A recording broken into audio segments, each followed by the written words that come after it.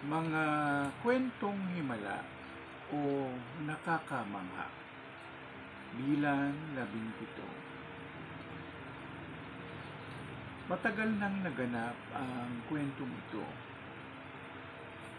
Mga 1990s o bago pa mag 1990. Lumabas ako ng bahay namin at may sumalubong sa akin na napakalaking pusa. Ang kanyang mga mata ay kulay asul. Pero kung titingnan ko ang kabuuan ng kulay ng kanyang katawan, halos puti o puting-puti. Hindi naman niya ako inaano o hindi naman ako dinaluhong. Basta lumapit lang siya. Kung ikukumpara natin ang sukat ng nasabing pusa, siya ay halos 5 beses o 5 times ng isang ordinaryong malaking elepante. Hindi ko mawari kung sino siya. Wala naman namumutawi sa kanyang bibig ng mga salita. Naghintay na lamang ako anong mangyayari. At yung pangyayaring yun ay ngayon ko lang na naisawalat o naikwento. Pero hanggang ngayon ay takang-taka nga ako kung bakit ang nasabing pusa ay nagpakita sa akin. Sa pag-aaral ko ng lihim, mayroong ding pusa na divinidad o may pagkabanal.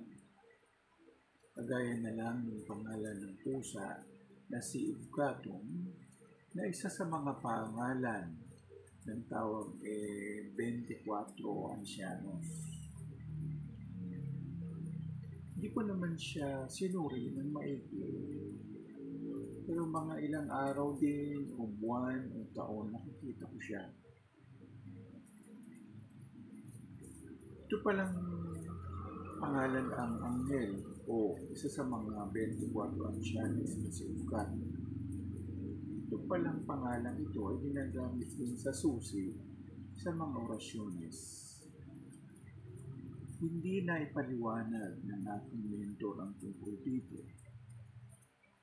Pero hanggang ngayon, minumuni-muni ko pa rin ang nasabing pusa.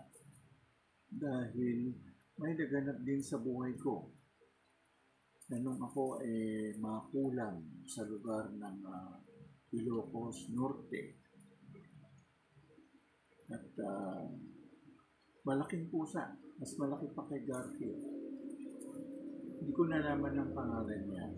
Pero itong pusang ito ay lumabas naman sa aking katawan. At noon, halos gusto ko nang magpapunta sa National Mental Hospital dahil hindi ko alam ang nangyayari sa katawan ko. Pero mula nung natanggal sa katawan ko itong malaking pusang ito, bumalik naman ang mission. Bumalik yung pagiging ako sa pagkatao. Maraming kahiwagaan na nagaganap sa mundo ito. Kung hindi tayo mag-iimbestiga, baka tayo ay maligaw.